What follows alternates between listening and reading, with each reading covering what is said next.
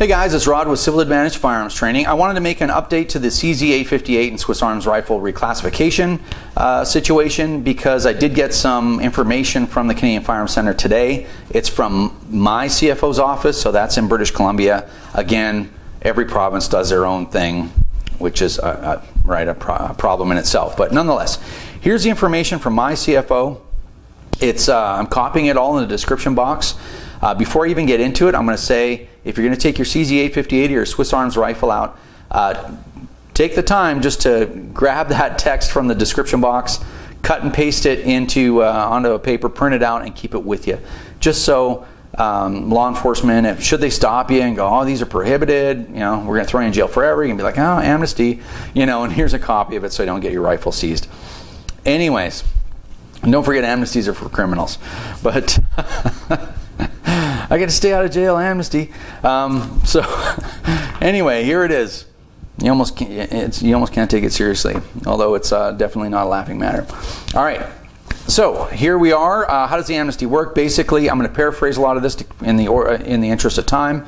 The amnesty is valid to March 14th, 2016. So you got a couple of years with that. And I'm going to skip down and say it was in effect from July 23rd, 2014. So that's a week ago. So you're all good from here on to take your firearm out. Now, I'm going to say this. Blaney's comment was, while the guns are still prohibited, effective last week, owners of these rifles were free to use them and transport them as they were previously classified, either non-restricted or restricted depending on barrel length.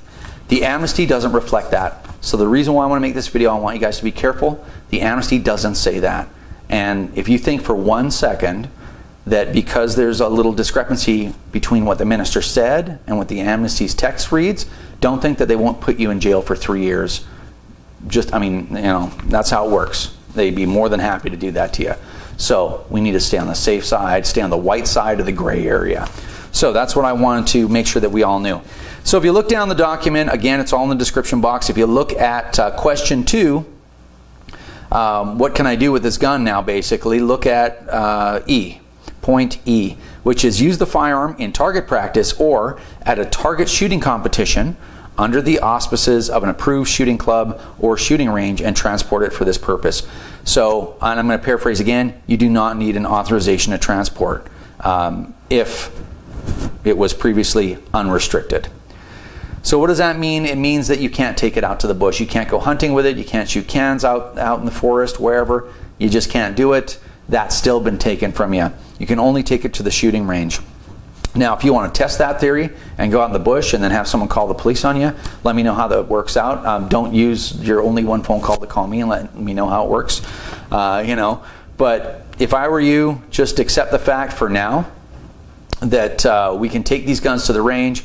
We can shoot them as much as we want. You can do whatever you want, but it's got to be to the range. Now, when it comes to transportation, the document says that as far as transportation is concerned, you do not need an ATT unless it was previously a restricted firearm to begin with.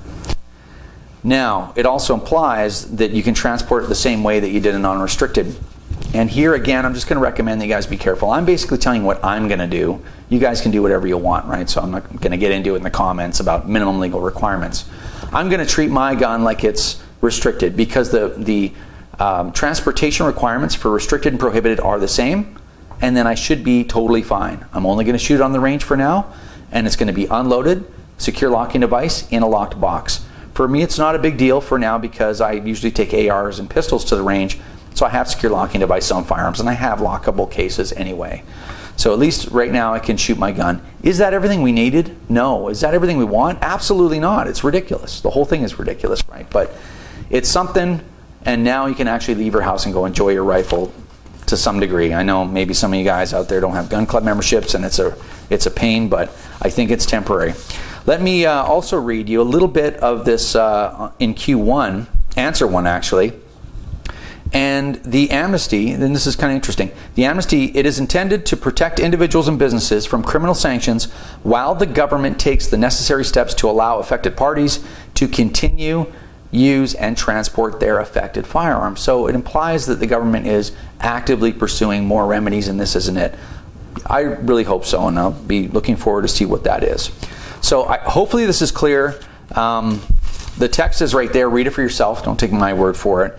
And that's about it. So the good news is you can go shoot your rifle. The bad news is you can't go out to the forest, and you can't cruise around with it in your car if you're going to go to work and out for dinner and then shooting after. You can't have it sitting around the car if you're not on your way to the shooting range. So I would, that's how I would interpret it, and that's how I would proceed. Anyway, hopefully this was helpful. If you guys get more news from anybody, please let us know. And if you want to find us on the web, you can at www.civiladvantage. If you want to follow us on Twitter, you can do that also at civiladvantage1. Thanks, and we will see you next time.